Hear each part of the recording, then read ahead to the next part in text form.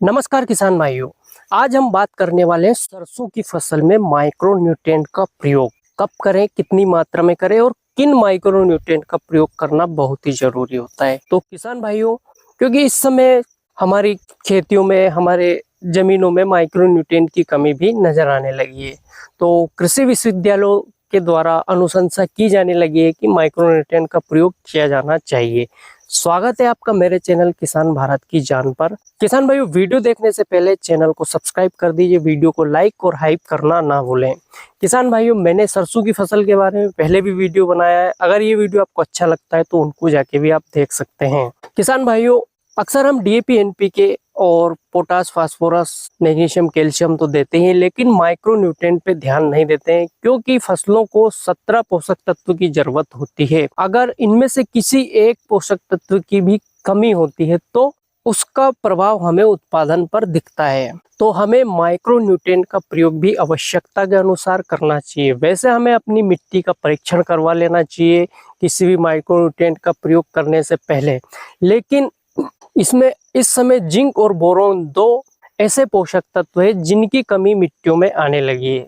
कृषि विश्वविद्यालय द्वारा अनुशंसा भी की जाने लगी है कि जिंक और बोरोन का प्रयोग हमें सरसों की फसल में करना चाहिए। तो अब हम बात कर लेते हैं कितनी मात्रा में करना चाहिए, स्प्रे करना चाहिए या फिर जमीन के माध्यम से देना चाहिए। क्योंकि ये सूक्ष्म पोषक तत्व है, इनकी मात्रा तो कम चाहिए, लेकिन इनकी मात्रा अगर नहीं मिलती तो फसलों पर इसका विपरीत प्रभाव पड़ता है। इसलिए हमें माइक्रो न्यूट्रिएंट का प्रयोग करना चाहिए। पहले हम बात कर लेते हैं किसान भाइयों जिंक का प्रयोग हमें जमीन के माध्यम से देना है या फिर स्प्रे के माध्यम से देना है। तो किसान भाइयों, अगर आपका जिंक का प्रयोग करना है तो आप बेसल डोज में उसका प्रयोग कर सकते हैं। एक बार जिंक देने के बाद लगभग आप 4 से 5 फसल उगा सकते हैं, उसमें आपको जिंक की कमी देखने को नहीं मिलेगी। इसीलिए जिंक का प्रयोग हमें बेसल डोज में करना चाहिए, ना कि स्प्रे में। क्योंकि इसका एक फायदा और है कि कभी कभी हमें फसलों में जिंक की कमी तब नजर आती है जब उसका प्रभाव फसलों पर दिखने लग जाता है और उसके बाद फिर हम जिंक का प्रयोग करते हैं। इस समय काफी देर हो चुकी होती है, क्योंकि फसलों में कमी पहले ही हो चुकी है, लेकिन उसका प्रभाव जब फसल पे दिखा तब हमें नजर आया। तो उसका जो प्रभाव पड़ना था काफी हद तक पौधे पे पड़ चुका है। इसके बाद हम अगर स्प्रे करते हैं तो थोड़ा बहुत उसका फायदा हमें मिल जाता है। लेकिन अगर हम मिट्टी में जिंक दिए रहते हैं, बहुते समय जिंक का प्रयोग कर लेते हैं, तो जैसे जैसे जिंक की जरूरत पौधे को, फसलों को पड़ती रहती है, वैसे वैसे उसका उपयोग पौधा करता रहता है। तो उसमें किसी प्रकार की कोई कमी नजर नहीं आती है और हमारा उत्पादन भी अच्छा होता है। तो किसान भाइयों, हमें बुआई के समय ही जिंक का प्रयोग कर लेना चाहिए। अब बात आती है यहाँ जिंक को कितनी मात्रा में हमें प्रयोग करना चाहिए। किसान भाइयों, जिंक दो तरह से आता है, मतलब 2% में आता है, तो 21%, एक 33%। दोनों की बात करेंगे हम कि 21% वाला कितना देना है और 33% वाला कितना देना है। किसान भाइयों, जिंक सल्फेट 21% अगर आप लेते हैं तो इसका प्रयोग आपको प्रति एकड़ के हिसाब से 10 से 12 किलो कर लेना चाहिए। अगर आप 33% वाला जिंक सल्फेट लेते हैं तो इसका प्रयोग आपको 6 किलो प्रति एकड़ के हिसाब से करना चाहिए। किसान भाइयों, यहाँ एक बात और जरूर ध्यान देने योग्य है। अगर आप जिंक का प्रयोग बोते समय कर रहे हैं, बेसल डोज में कर रहे हैं, तो ये ध्यान रखिए कि बेसल डोज में जो आप डीएपी, टीएसपी, एसएसपी या फिर एनपीके खाद का प्रयोग कर रहे हैं, उनके साथ मिलाकर जिंक का प्रयोग ना करें, क्योंकि इससे जिंक की उपलब्धता कम हो जाती है। या तो आप पहले डीएपी, एनपीके, टीएसपी या एसएसपी को बिखेर दें, उसके बाद फिर जिंक का प्रयोग करें। अगर आप सीडिल में डीएपी, एसएसपी, टीएसपी का प्रयोग कर रहे हैं सरसों की बुआई के समय, तो फिर जिंक को आप वैसे ही बिखेर दें जब आप फकाई करते हैं उस समय, तो आपको इसका अच्छा से लाभ मिलेगा। क्योंकि जब जिंक और फास्फोरस वाली खाद का संपर्क होता है तो ये एक अघुलनशील पदार्थ में बदल जाते हैं।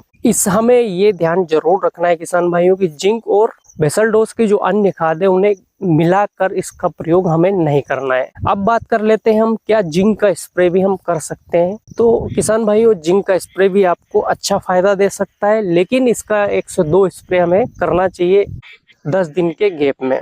अगर आपकी मिट्टी की पीएच मान 7 से अधिक है तो जिंक स्प्रे करने पर बहुत ही अच्छा रिजल्ट देगा, क्योंकि पीएच मान अधिक होने पर जिंक जमीन में कम घुलता है और उसका अपटेक फसल कम कर पाती है। तो जिंक का स्प्रे हमें कितनी मात्रा में करना चाहिए किसान भाइयों, ये भी हम जान लेते हैं। किसान भाइयों, जैसे ही आपकी फसल 15 से 20 दिन की हो जाए तो पहला स्प्रे आपको जिंक का करना चाहिए। इसमें आपको 5 ग्राम प्रति लीटर पानी में जिंक सल्फेट का घोल बनाना चाहिए और स्प्रे करना चाहिए। दूसरा स्प्रे आपको 10 दिन बाद फिर से करना है। यही मात्रा 5 ग्राम प्रति लीटर पानी जिंक सल्फेट घोलकर इसका स्प्रे आप कर सकते हैं। तो किसान भाइयों, जिंक का प्रयोग करने के समय आपको क्या सावधानी रखनी चाहिए, कितनी मात्रा में आपको प्रयोग करनी चाहिए, हम बात इसके बारे में कर चुके हैं। अब किसान भाइयों, हम बात कर लेते हैं बोरोन की। बोरोन की भी हमारी फसलों में कमी नजर आने लगी है। मिट्टी में बोरोन की उपलब्धता कम होने लगी है, क्योंकि कार्बनिक खाद अब इस समय भरपूर मात्रा में किसानों को नहीं मिल रहा है। तो और फसलें अधिक उत्पादन कर रहे हैं, लगभग एक साल में 3 फसलें, कहीं कहीं पे 4 फसल भी हो जाती है। तो ऐसे में सूक्ष्म पोषक तत्व की कमी नजर आती है। तो बोरोन का सरसों की फसल में हम कितनी मात्रा में प्रयोग करें, कब करें, स्प्रे करें या फिर जमीन के माध्यम से दें। तो किसान भाइयों, पहले हम बात कर लेते हैं जमीन के माध्यम से हमें प्रति एकड़ बोरोन का प्रयोग कितना करना चाहिए। किसान भाइयों, अगर आप बेसल डोज में बोरोन का प्रयोग कर रहे हैं तो बोरेक्स ले सकते हैं। बोरेक्स का प्रयोग आप 4 किलो प्रति एकड़ के हिसाब से कर सकते हैं। अगर आप स्प्रे करना चाहते हैं तो बोरोन स्प्रे में भी अच्छा रिजल्ट देता है। जब सरसों की फसल में फूल आने से पहले आपको बोरोन का प्रयोग करना चाहिए। अगर आप फूल आने के बाद करते हैं तो इसका अच्छा रिजल्ट देखने को नहीं मिलेगा। किसान भाइयों, फूल आने से पहले आप सरसों की फसल में बोरोन का प्रयोग कर लेना चाहिए। इसकी मात्रा आपको स्प्रे के माध्यम से लेनी चाहिए। 1 ग्राम प्रति लीटर पानी के हिसाब से आप स्प्रे कर देंगे तो इसका अच्छा रिजल्ट मिल सकता है। तो किसान भाइयों, आज इस वीडियो में हमने जाना है बोरोन और जिंक का प्रयोग सरसों की फसल में कितनी मात्रा में कब करें और कैसे करें। अगर वीडियो अच्छा लगा हो तो वीडियो को लाइक करें, शेयर करें और चैनल को सब्सक्राइब करना ना भूलें। धन्यवाद।